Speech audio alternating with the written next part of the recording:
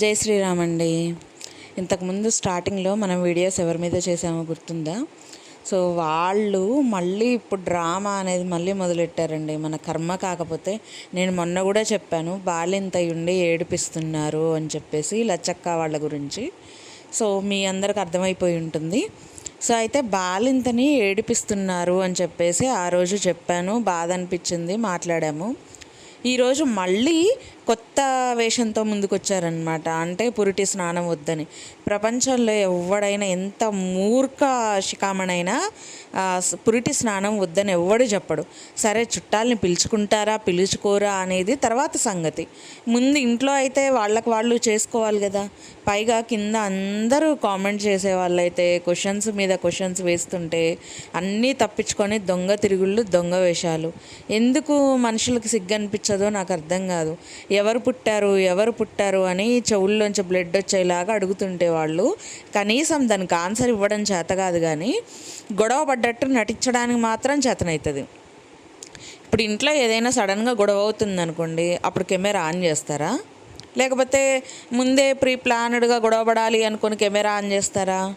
వీళ్ళకి ఎప్పుడు 24 గంటలు కెమెరా ఆన్లో ఉంటుందా అండి? మరి 24 గంటల ఎపిసోడ్స్ రావాలి కదా, కానీ రావు. 10 నిమిషాలు 15 నిమిషాల ఎపిసోడ్స్ వస్తాయి, కానీ గొడవ పడ్డప్పుడు మాత్రమే వస్తాయి. ఎవడన్నా పురిటి స్నానం వద్దని చెప్తాడా?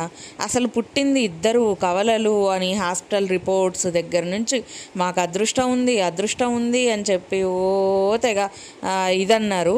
మళ్ళీ ఆ తర్వాత తీరా కన్న తర్వాత ఇద్దరు అని చెప్పారు, నోటితోటి ఇద్దరు పుట్టారు అని చెప్పారు. ఒకళ్ళకేమో పై పెదవి ఇలా ఉందండి అని చెప్పేసి ఒక వీడియో పెట్టి తర్వాత అసలు ఏమీ మాట్లాడకుండా జనాలని తిట్టుకుంటూ మేము ఏది చెప్పినా మీరు సెటైర్స్ వేస్తారు, మేము ఏది చెప్పినా ట్రోల్ చేస్తారు, అదంటారు ఇదంటారు అని జనాల్ని తిట్టుకుంటూ వీడియోలు చేయడానికి టైం ఉంది. కానీ పుట్టిన వాళ్ళల్లో ఎవరు మగపిల్లగాడు, ఎవరు ఆడపిల్ల, ఇద్దరు ఆడపిల్లల, ఇద్దరు మగపిల్లల, అసలు ఏమైంది అని చెప్పడానికి మాత్రం నోరు రాదు.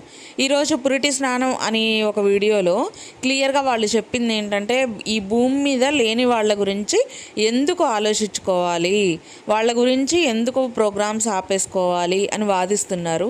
ఈ వాదన పరాయి వాళ్ళు వాదిస్తే పోనీ ఏమోలే, ఇంకా లేనప్పుడు వీళ్ళు కొంచెం బాధపడకుండా ఉండడానికి చూసుకుంటారేమో అని అనుకోవచ్చు. కానీ కన్న తల్లి నోటి నుంచి 1-2 సార్లు ఆ మాట వచ్చుద్దా అండి? నిజంగా నిజమై ఉంటే కన్న తల్లి నోరు తెరిచి ఆ మాట మాట్లాడుద్దా? ఏడుస్తూనే కూర్చుంటుంది కానీ నోరు తెరిచి ఆ మాట మాట్లాడగలుగుద్దా? లేని వాళ్ళ గురించి అని కడుపున పుట్టిన బిడ్డ గురించే కదా మాట్లాడేది. అంటే అక్కడ అసలు జరిగింది ఏమీ లేదు. అయితేనా ఒకళ్ళ పుట్టుంటే ఇద్దరు అని మా ముందు నుంచి పాత రిపోర్ట్స్ చూపిస్తూ జనాలను నమ్మించడానికి ట్రై చేశారు. లేదా ఒక బిడ్డని పూర్తిగా ఎవరికైనా అమ్మేసైనా ఉండాలా, లేకపోతే ఇంకా ఒక్కళ్ళే పుట్టి ఉండాలా. ఈ రెండిట్లలో ఒకటి మాత్రం ఖచ్చితంగా నిజం. అంతే తప్పించి జనాలను అప్పుడు మూర్ఖుల్ని చేశారు, ఇప్పుడు మూర్ఖుల్ని చేస్తున్నారు. అప్పుడేమో ఇద్దరండి ట్విన్స్, మళ్ళీ ట్విన్స్ ఎంతమందికి ఉంటుంది ఈ అదృష్టం, మాకే ఉంది అదృష్టం అని చెప్పేసి బీభత్సమైన వీడియోస్ చేసి సావనూకారు. ఇప్పుడేమో ఒకళ్ళనే చూపించి అందరూ అడుగుతున్నారు కదా ఇంకొకళ్ళు లేరి అని చెప్పేసి. సో దానికి వీళ్ళు ఈరోజు వాళ్ళల్లో వాళ్ళు మాట్లాడుకున్నట్టుగా ఈ భూమి మీద లేరు, బతికలేని వాళ్ళ గురించి ఎందుకురా, వాళ్ళ గురించి ఆపేసుకోవాలా ప్రోగ్రామ్స్, ఉన్న వాళ్ళనన్నా చక్కగా చూసుకోవాలి, ఉన్న బిడ్డనన్నా మంచిగా చూసుకోవాలి కదా అని చెప్పి, అంటే ఇండైరెక్ట్గా మనకి లేరు, మీరు అడగొద్దు అని చెప్తున్నట్టు. అదే డైరెక్ట్గా చెప్పొచ్చు కదా. ఎన్నో అడ్డమైన విషయాలు డైరెక్ట్గా చెప్పినప్పుడు అసలు జరిగిన విషయం డైరెక్ట్గా చెప్పడానికి ఏంది, మాకు పలానా పిల్లలు పుట్టారు, వీళ్ళు ఇలా అని క్లియర్గా ఎక్స్ప్లెయిన్ చేయడానికి ఏమైంది చెప్పండి? కరెక్ట్గా చెప్పాలి కదా. అది కూడా ఈరోజు చాలామంది అడిగారు, అయ్యో ఏమైంది రీజన్ చెప్పండి, ఏ ప్రాబ్లం వల్ల, ఎందుకని, అసలు పుట్టింది ఎవరెవరు, చనిపోయింది ఎవరెవరు అని చెప్పేసి క్లియర్ కట్గా అడిగితే కనీసం దానికి ఆన్సర్ అనేది కూడా సరిగ్గా ఇవ్వలేదండి. కామెంట్స్లో అడిగే వాటికి ఆన్సర్ అనేది కరెక్ట్గా ఇవ్వాలి కదా. లేని వాళ్ళ గురించి క్లియర్గా చెప్పొచ్చు కదా. ఎవరో ఒక పాప ఇదైపోతేనే మా ఆవిడ ఏడుస్తుంది, అట్లయిపోయింది ఇట్లయిపోయింది, అలా జరిగింది ఇలా జరిగిందని ఒక 4-5 రోజులు సిరీస్లు కొనసాగాయి. ఇప్పుడు ఉన్న విషయం చెప్పడానికి కూడా ఎందుకంత అల్లాడుతున్నారు? ఏమన్నంటే జనాల మీద ఆడిపోసుకుంటారు. పైగా ఫంక్షన్స్ అవి కొనాలి ఇవి కొనాలి, వాళ్ళని పిలవాలి వీళ్ళని పిలవాలి, వాళ్ళు వచ్చారు వీళ్ళు వచ్చారు. అసలు ఇంకోటి నాకు అర్థం కానిది ఏంటంటే, ఈ అమ్మాయి ఆడపిల్ల అయ్యుండి కన్న తండ్రి ఫోటో తమ్నెయిల్లో పెట్టి అంతా సూటిపోటి మాటలు అనాల్సిన పనేంది? ఏ తండ్రికి రావద్దు అని ఉంటుందండి, ఏ తల్లికి రావద్దు అని ఉంటుందండి? వీళ్ళు చేసే ఇలాంటి చిత్త పనులు చూస్తే ఎవ్వరు ఇళ్ళకి రారు. సగానికి పైగా 30 వంతు అబద్ధాలు ఉంటాయి, పావలా వంతు నిజాలు ఉంటాయి. ఎవరిని నమ్ముతాడు చెప్పండి? జనాలం అసలు వాళ్ళ గురించి పూర్తిగా తెలియని జనాలం మనం నమ్ముతామా అండి వాళ్ళని తొందరగా? మరి మనమే నమ్మనప్పుడు అసలు రక్త సంబంధికులు వాళ్ళు ఎలా నమ్ముతారండి? ఇక ఇన్ని అబద్ధాలు ఇన్ని మోసాలు చేసేవాళ్ళని ఎందుకు రావాలి? అసలు వాళ్ళ ఫోటో తమ్నెయిల్లో వేసి మరి సూటిపోటి మాటలతో గుచ్చాల్సిన పని ఏంది? ఏమైనా సాటిస్ఫాక్షన్ వస్తుందా? అంటే సాటిస్ఫాక్షన్ వస్తుందా? ఈ రోజున వాళ్ళ తండ్రి ఫేస్ ఎవ్వరికి తెలియదు, ఆ తమ్నెయిల్లో పెట్టి మరీ బయటకు వదిలారు. ఇప్పుడు తండ్రి ఫోటో అందరూ చూస్తారు. ఖచ్చితంగా అందరికీ ఏమనిపిస్తుంది? రేపటి రోజున అతను కనిపించంగానే నువ్వేనా పలానా వాళ్ళ తండ్రివి, నువ్వు ఎట్లంటగా ఇట్లంటగా అని గుచ్చితే ఆయన బాధపడితే యువతల వీళ్ళకి సంతోషమా అండి? మరి నువ్వు వీళ్ళు చేసిన పనికిమాలిన పనులకి పెద్దోళ్ళు రాకపోతే పెద్దోళ్ళని తిడుతూ వీడియో చేసే అధికారం వీళ్ళకి ఎవరిచ్చారు? మరి ఇలాంటి పొరంబోకు పనులన్నీ చేస్తారు, కానీ అవసరమైనవి మాత్రం ఏదన్నా జనాలు క్వశ్చన్ అడిగితే క్వశ్చన్స్కి ఆన్సర్ ఇవ్వడం చేత కాదు, పోనీ మంచి వీడియోస్ చేయడం చేత కాదు. పాత బంగారాన్ని తీసుకొచ్చి ఈరోజు మా వాళ్ళకి ఈ బంగారం చేయించిన అని చూపిస్తున్నారండి. అవన్నీ పాతవి. పెళ్ళి కుదిరినప్పుడు ఇదిగోండి మా ఇంట్లో వాళ్ళకి ఇదిగోండి గిఫ్ట్స్ తీసుకొచ్చాను, ఈ చైన్ తీసుకొచ్చాను, అవి తీసుకొచ్చాను ఇవి తీసుకొచ్చాను అని చెప్పేసి చూపించారు. ఇప్పుడు ఏకంగా అప్పటి బంగారం ఎవరికి గుర్తుండదు కదా, దాదాపు 1 సంవత్సరం అయిద్దేమో కదా ఆ సిరీస్లో అయిపోయి. సో అది ఎవరికి గుర్తుండదు కదా. ఇప్పుడు వచ్చేసి ఆ సిరీస్లలో చూపించిన ఐటమ్స్ ఇప్పుడు మళ్ళీ తెరపైకి తీసుకొచ్చేసి ఇదిగోండి కొత్తగా పుట్టిన వాళ్ళకి కొత్తగా చేయించాము.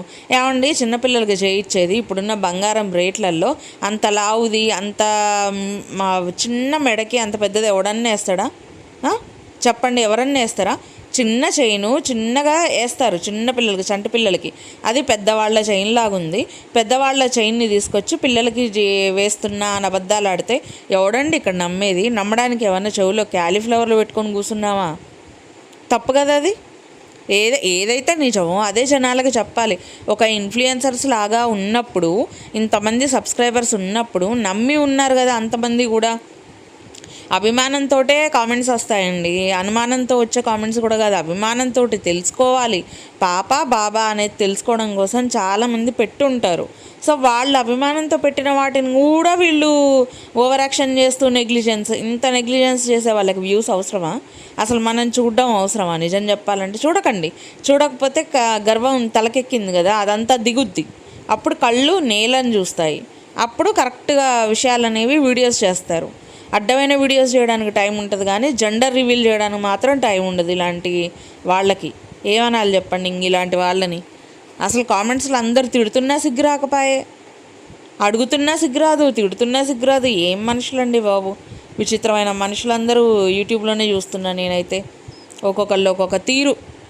ఎన్ని దారులు ఇంతమందికి ఉన్నాయా అని మెంటలు వస్తుంది అసలు ఆలోచిస్తే.